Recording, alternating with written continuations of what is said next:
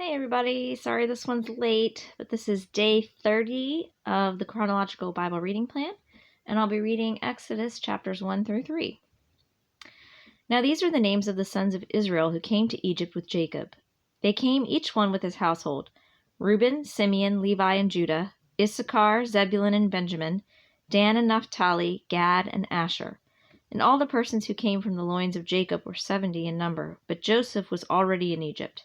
And Joseph died, and all his brothers, and all that generation. But the sons of Israel were fruitful, and increased greatly, and multiplied, and became exceedingly mighty, so that the land was filled with them. Now a new king arose over Egypt, who did not know Joseph. And he said to his people, Behold, the people of the sons of Israel are more and mightier than we. Come, let us deal wisely with them, lest they multiply, and in the event of war they also join themselves to those who hate us, and fight against us, and depart from the land. So they appointed taskmasters over them to afflict them with hard labor. And they built for Pharaoh storage cities, Pithom and Ramses. But the more they afflicted them, the more they multiplied, and the more they spread out, so that they were in dread of the sons of Israel. And the Egyptians compelled the sons of Israel to labor rigorously. And they made their lives bitter and hard with hard labor in mortar and bricks, and at all kinds of labor in the field, all their labors which they rigorously imposed on them. Then the king of Egypt spoke to the Hebrew midwives, one of whom was named Shiphrah, and the other who was named Puah. And he said, When you are helping the Hebrew women to give birth and see them upon the birth stool, if it is a son, then you shall put him to death. But if it is a daughter, then she shall live. But the midwives feared God and did not do as the king of Egypt had commanded them, but let the boys live. So the king of Egypt called for the midwives and said to them, Why have you done this thing and let the boys live? And the midwives said to Pharaoh, Because the Hebrew women are not as the Egyptian women, for they are vigorous, and they give birth before the midwife can get to them. So God was good to the midwives, and the people multiplied and became very mighty. And it came about, because the midwives feared God, that he established households for them. Then Pharaoh commanded all his people, saying, Every son who is born you are to cast into the Nile, and every daughter you are to keep alive. Now a man from the house of Levi went and married a daughter of Levi. And the woman conceived and bore a son. And when she saw that he was beautiful, she hid him for 3 months. But when she could hide him no longer, she got him a wicker basket and covered it over with tar and pitch.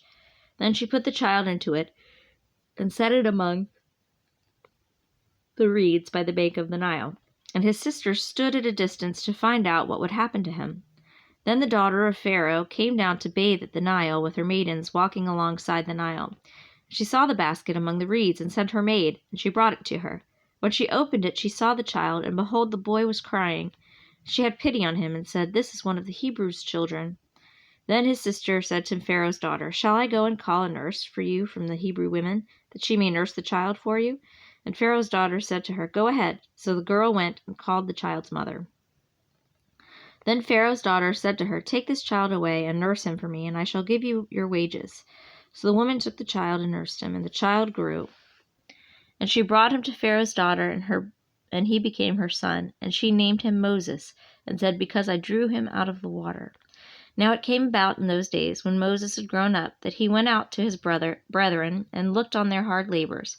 And he saw an Egyptian beating a Hebrew, one of his brethren. So he looked this way and that, and when he saw there was no one around, he struck down the Egyptian and hid him in the sand. And he went out the next day, and behold, 2 Hebrews were fighting with each other. And he said to the offender, Why are you striking your companion? But he said, Who made you a prince or a judge over us? Are you intending to kill me as you killed the Egyptian? Then Moses was afraid and said, Surely the matter has become known. When Pharaoh heard of this matter, he tried to kill Moses, but Moses fled from the presence of Pharaoh and settled in the land of Midian, and he sat down by a well. Now the priest of Midian had 7 daughters, and they came to draw water and fill the troughs to water their father's flock. Then the shepherds came and drove them away, but Moses stood up and helped them and watered their flock. When they came to Reuel, their father, he said, Why have you come back so soon today? They said, An Egyptian delivered us from the hand of the shepherds, and what is more, he even drew the water for us and watered the flock. And he said to his daughters, Where is he then? Why is it that you have left the man behind? Invite him to have something to eat. And Moses was willing to dwell with the man, and he gave his daughter Zipporah to Moses. Then she gave birth to a son, and he named him Gershom, for he said, I have been a sojourner in a foreign land. Now it came about in the course of those many days that the king of Egypt died, and the sons of Israel sighed because of the bondage. And they cried out, and their cry for help because of their bondage rose up to God.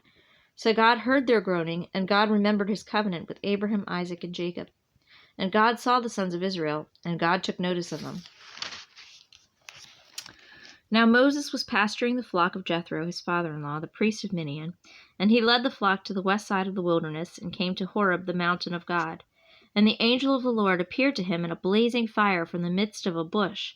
And he looked, and behold, the bush was burning with fire, yet the bush was not consumed. So Moses said, I must turn aside now and see this marvelous sight, why the bush is not burned up. When the Lord saw that he turned aside to look, God called to him from the midst of the bush and said, Moses, Moses. And he said, Here I am. Then he said, Do not come near here. Remove your sandals from your feet, for the place on which you are standing is holy ground. He said also, I am the God of your father, the God of Abraham, the God of Isaac, and the God of Jacob. Then Moses hid his face, for he was afraid to look at God. And the Lord said, I have surely seen the affliction of my people who are in Egypt, and have given heed to their cry because of their taskmasters, for I am aware of their sufferings. So I have come down to deliver them from the power of the Egyptians, and to bring them up from that land to a good and spacious land, to a land flowing with milk and honey, to the place of the Canaanite, and the Hittite, and the Amorite, and the Perizzite, and the Hivite, and the Jebusite. And now behold, the cry of the sons of Israel has come to me. Furthermore, I have seen the oppression with which the Egyptians are oppressing them. Therefore come now, and I will send you to Pharaoh, so that you may bring my people, the sons of Israel, out of Egypt. But Moses said to God, Who am I, that I should go to Pharaoh, and that I should bring the sons of Israel out of Egypt? And he said, Certainly I will be with you, and this shall be the sign to you that it is I who have sent you. When you have brought the people out of Egypt, you shall worship God at this mountain. Then Moses said to God, Behold, I am going to the sons of Israel, and I shall say to them, The God of your fathers has sent me to you. Now they may say to me, What is his name? What shall I say to them? And God said to Moses, I am who I am. And he said, Thus you shall say to the sons of Israel, I am has sent me to you. And God furthermore said to Moses, Thus you shall say to the sons of Israel, The Lord, the God of your fathers, the God of Abraham, the God of Isaac, and the God of Jacob, has sent me to you. This is my name forever, and this is my memorial name to all generations. Go and gather the elders of Israel together, and say to them, The Lord, the God of your fathers, the God of Abraham, Isaac, and Jacob, has appeared to me, saying, I am indeed concerned about you and what has been done to you in Egypt.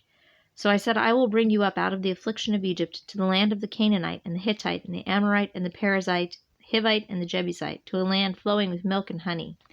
And they will pay heed to what you say. And you, with the elders of Israel, will come to the king of Egypt. And you will say to him, The Lord, the God of the Hebrews, has met with us. So now, please let us go a 3 days' journey into the wilderness, that we may sacrifice to the Lord our God. But I know that the king of Egypt will not permit you to go, except under compulsion. So I will stretch out my hand and strike Egypt with all my miracles, which I shall do in the midst of it. And after that he will let you go. And I will grant this people favor in the sight of the Egyptians. And it shall be that when you go, you will not go empty-handed. But every woman shall ask of her neighbor and the woman who lives in her house articles of silver and articles of gold and clothing. And you will put them on your sons and daughters. Thus you will plunder the Egyptians.